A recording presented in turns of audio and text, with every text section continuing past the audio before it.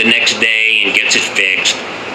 I see he calls me, tells me it's fixed. I turn the water on. He's got water. So everything seems to be a problem. Okay, so this person needs a place to move to. So if there's anybody out there who has a place to bring an uninhabitable fifth wheel to your property, that doesn't mind human waste being dumped out onto your property, doesn't mind if there's trash all over the place, if the garbage pail isn't near me, just drops it out his door, furniture outside, lounge chairs out there, if you don't have a problem with it, call me and I'll give you his number so you could give him a place to live. And don't forget, it's only for electricity. All right? So he keeps telling everybody, I am the meanest person he has ever met. No, I am not going to tolerate any abuse to myself, my mother, or my property. And I'm not going to allow my mother to be disrespected, abused with noise and aggravation, and myself being disrespected or my property be disrespected.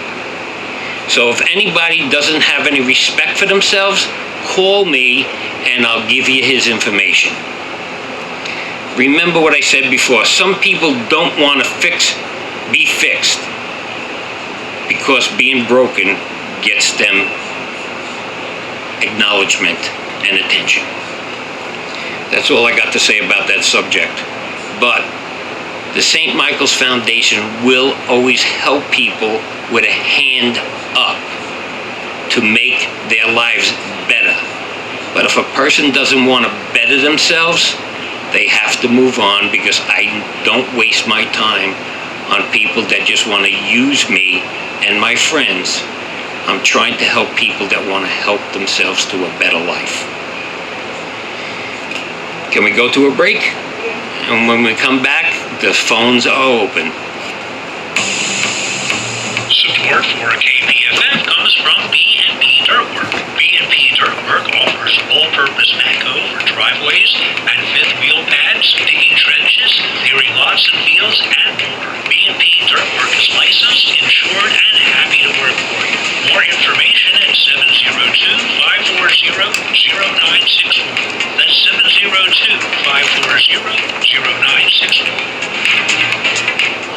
All statements heard on this station are that of the program hosts, co-hosts, guests, and callers alone, and are not necessarily those of this station or its affiliates. Hello, this is LD, Lazy Dog Michael John. I'm going to host a show Sunday evenings at 7 p.m. called Lazy Dog's Front Porch. Why don't you come on by, roll up on the porch, pull up a chair, and join me. We're going to have a good time. We're going to chat about this, that, everything else. We might even become interesting. We'll just see where it goes. Sunday night, 7 p.m. on KPFF.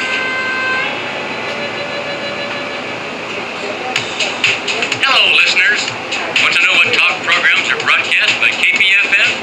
The KPFF program guide is now on our Frump Film Festival website. If you want to see what's coming up this week on KPFF, just go to www.frumpfilmfestival.org. As programs are added or changed, so will the guide. That's www.frumpfilmfestival.org for the best talk programs in Pahrump. This is 97.7, Pahrum's community radio station. And welcome back, 775-751-2579. Go ahead, caller. Hey, Rita Flagman, Anthony. Hey, buddy, how's it going? Okay, that was excellent. What you did exactly described it to the T. You know, as far as the first one, I was familiar with part of it, you know. Mm-hmm. But, I know the situation many times. I've been a landlord, and I decided I can't do it anymore. Mm-hmm. I had a two-story house that was worth a lot of money. I sold it for about one-third of the value because it was destroyed after the tenant left. Oh, yeah. I mean, it was destroyed. You know, Louis DeCandio looked at it. He thought maybe he could fix it up or something. He said, this thing is gone.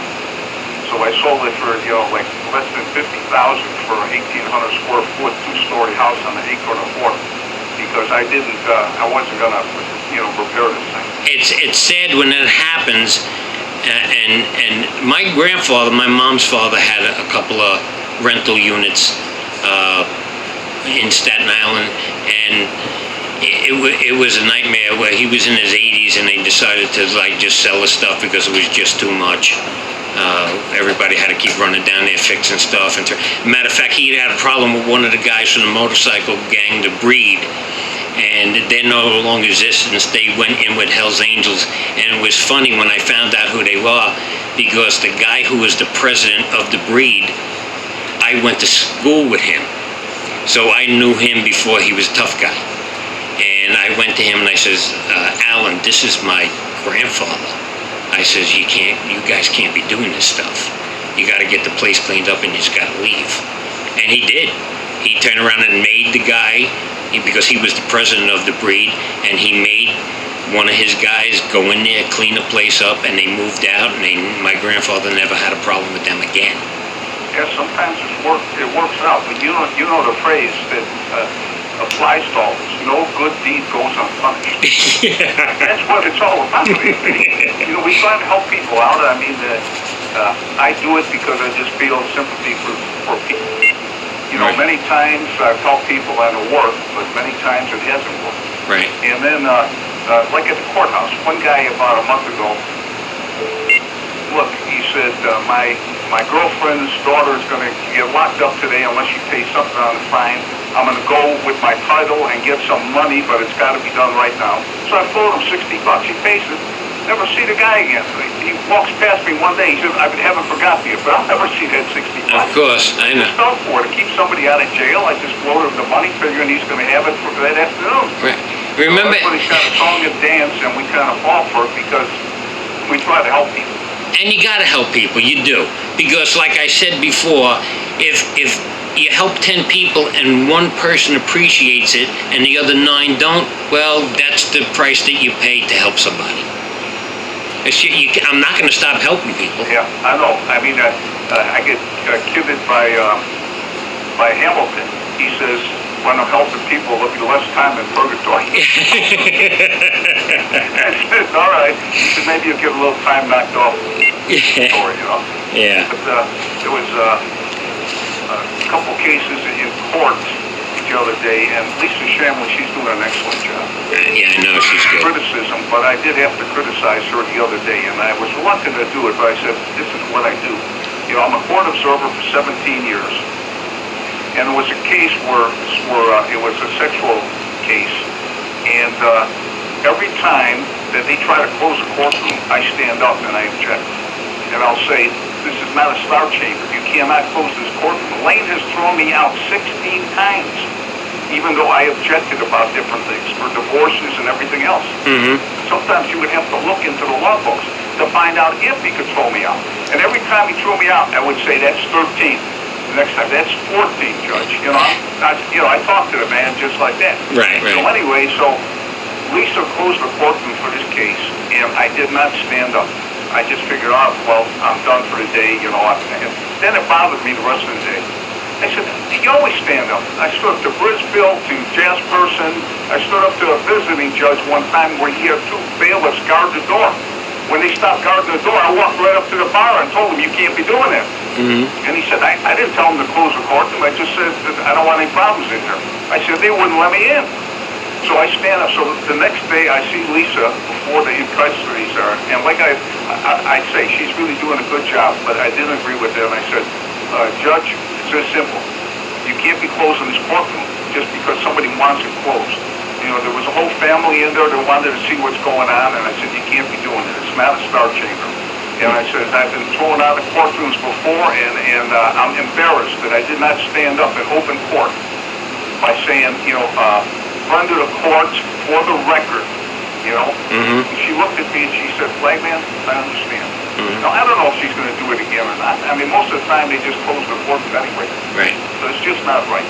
It's just not right, because then, one time with Brisbane, she closed the courtroom. I stood up and objected, and so did Harry Ginslow, the attorney for the defendant. And she said, I'm closing the courtroom, and I objected. And I said, well, you're going to open it after the witness. She said, no, it's closed for the rest of the trial. See, they get so upset with the flag, man. What a crazy thing. Yeah. Close it for the whole trial. Mm-hmm. See, what is going on here? Well, anyway, at least they worked a full week in justice court because they had catch-up week the previous week. And it's a shame that people are in custody and they got to wait for sometimes 7 days before they can even get out because they don't have bail. You know, if you got the money to get out, then you can bail out. Otherwise, they let them sit because they have this catch-up week, and it's just completely out of line. You know what that's all about, right? Right. Right. Well, they do it every month. They take 1 week for catch-up week. In February and October, they take 2 weeks. Now, look at all the money they're losing because all the staff is working behind the scenes. It's a paperwork deal where they're catching up on the paperwork. But look at all the money they're losing. They got to pay the 2 bailiffs because the bailiffs are still on the job.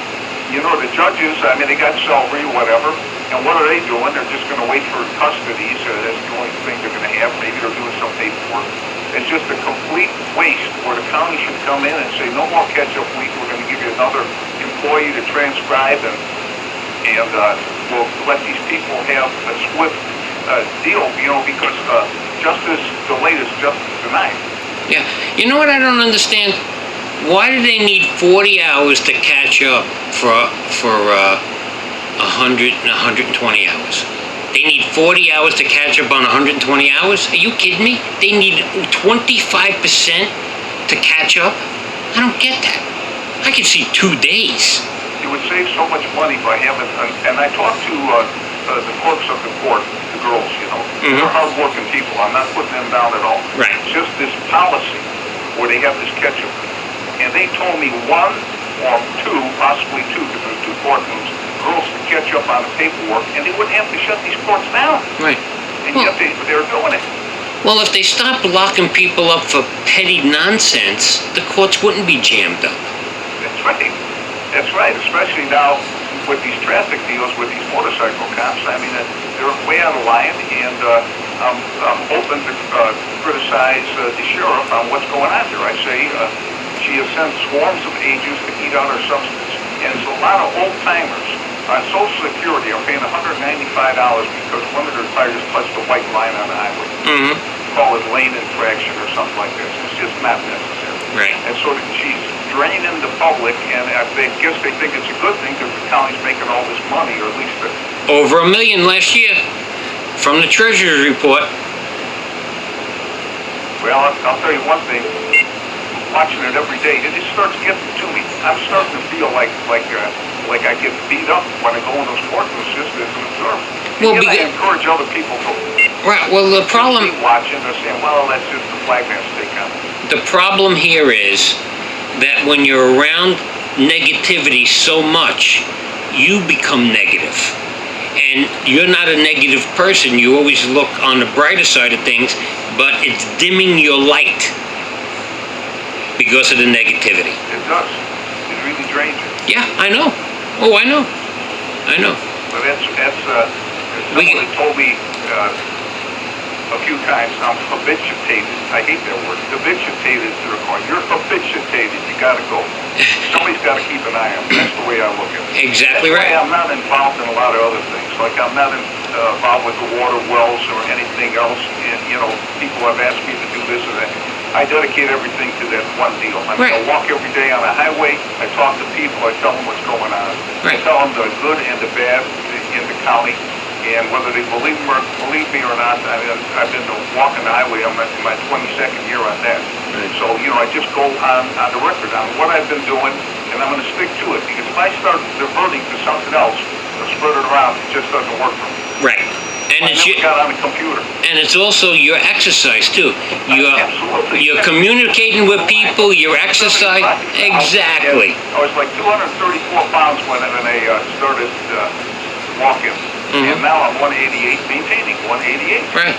Now, it's not like I'm going through some kind of weightlifting program or, you know, running. I just walk a few miles every day.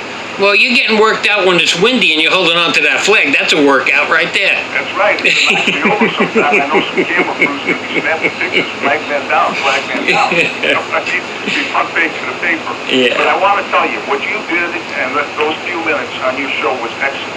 You described it perfectly.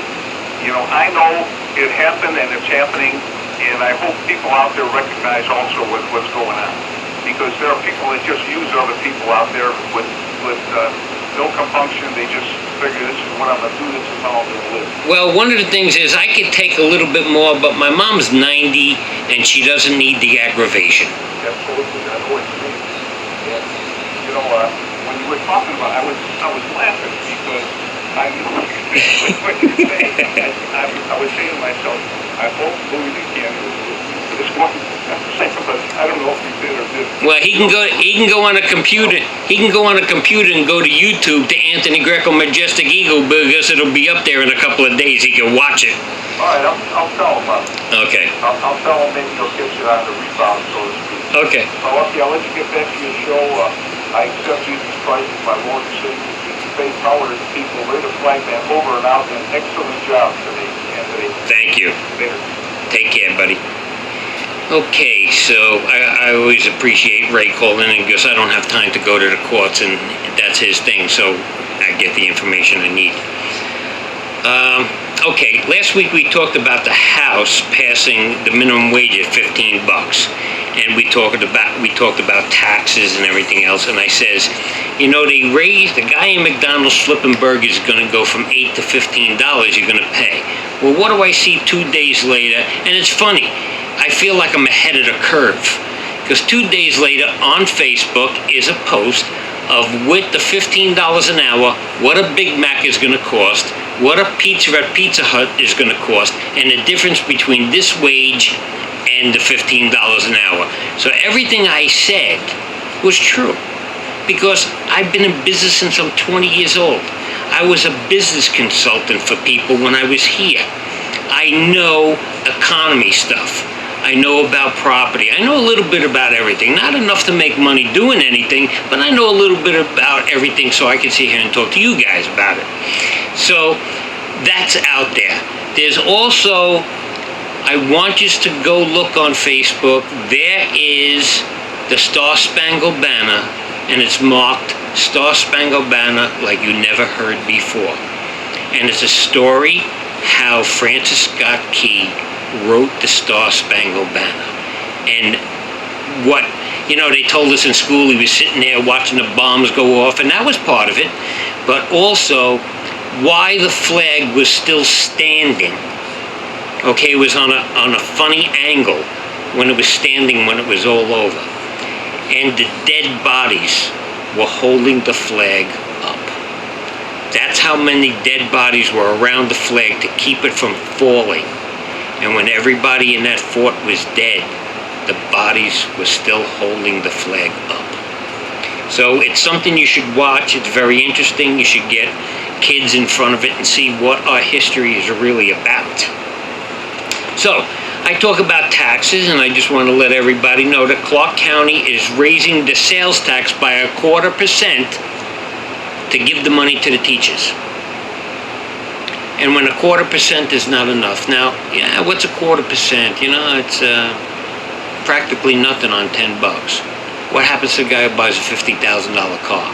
How much is 0.25% of $50,000? How much is 0.25% on your license plates every year? How much is 0.25% on gasoline, on toilet paper? How much is 0.25% on everything you buy? And when is that not enough, are they going to raise it again? Now, when I talk to my friend Vinny in New York about taxes, there's certain taxes you can't raise for certain things. You cannot raise gasoline tax like Clark County did to get more cops on the job. You can't do that. That's not, cops are supposed to come from your real estate tax, not gasoline tax. So we're constantly being abused, and people are massaging the laws and the rules to keep sucking. They should just turn around and when we get paid, they should just wait at the bank and just hand it to them and ask them to get us some groceries, please. Is that what it's going to come down to? That they take more than we work and get. In New York, you only get 48 cents on a dollar after everything is taxed. 48 cents on a dollar. You make $1,000 a week, you go home with $480.